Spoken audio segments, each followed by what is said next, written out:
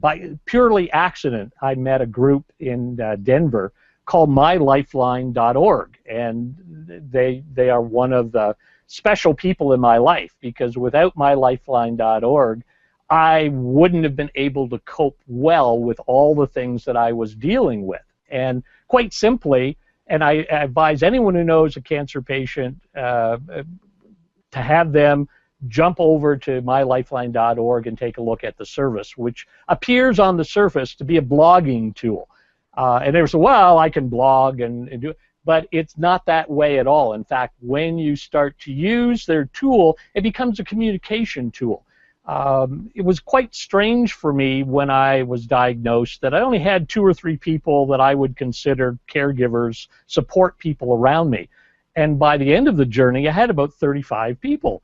And at the beginning of the journey, I was just trying to keep everyone in touch by, email.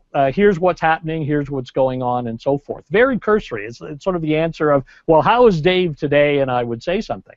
When I found my lifeline, it became quite different. This concept that I talked about earlier about ventilation was what my lifeline became for me, because I was able now to this group of people that instead of sending a cursory email, went to the doctor, here's what happened, I could express how I was feeling, and it wasn't just a matter of typing. I would write 2 or 3 paragraphs of the journey of the day, and then I would read it back to myself and was astounded how negative or how sad or depressing it was.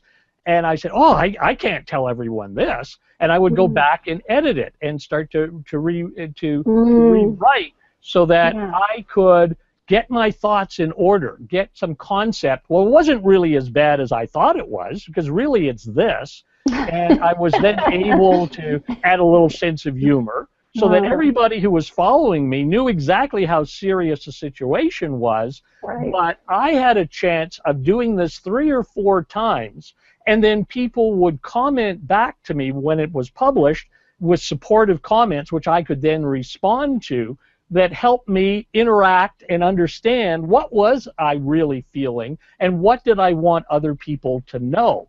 It is a remarkable lifeline. It really was a lifeline. Now, they have some practical things. They have a calendaring system that saved my life a number of times, where you'd say, hey, I need someone to help me wash my dishes. I need some food. I need some help to get to the doctor's office. That practical side is there as well, but the communication format that's there. And I think it's just so important that people know that there are support tools that if a caregiver knew about, they could introduce into this cancer journey and help the person move along in a better way than just a school of hard knocks.